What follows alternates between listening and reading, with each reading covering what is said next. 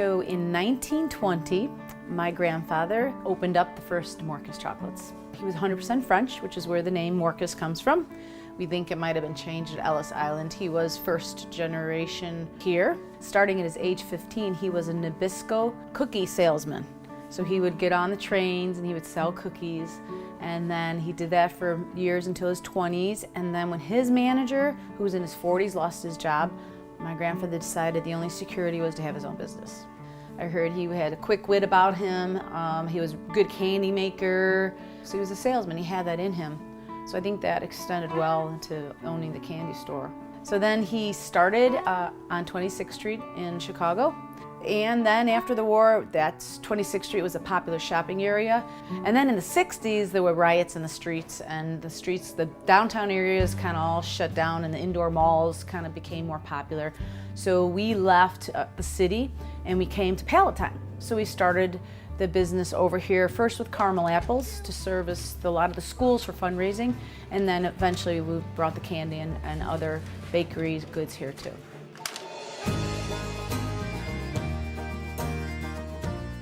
My grandpa owned it from 20 to 67, so 47 years. My dad and my uncle, he was always here too. So it was my dad and Jimmy Ray, my uncle. But my dad and Jimmy Ray were good friends, so it didn't matter. You know, actually, I've owned the store, the business, longer than my dad's ever owned the business. Because he was with my grandpa, and then he had the business with my uncle, and then my brother had it for 2 years, and then I took over my brother's loans. I started in this little corner here. Yeah, it was not much. It wasn't that big at all.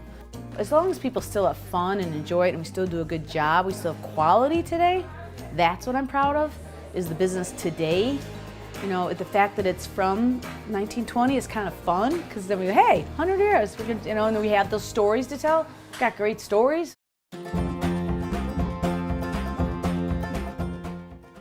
If you get a community that might have individually owned operations, they are typically more committed to the community. When you have a business icon that's as big as Morkes Chocolates, who's been here for 100 years and has celebrated throughout those times, it's just a pillar of our community. Usually if people have a business, sometimes they'll settle in that town, they'll know that town, they'll know the mayor like I do, they'll know the chamber, they'll just get involved with it, and it adds character and intimacy to it. And we're very fortunate to have not only a great small business, but a great small business with the history that it has, and continuing to thrive in our community as changes have gone throughout the years. Morkes continues to stick with the times.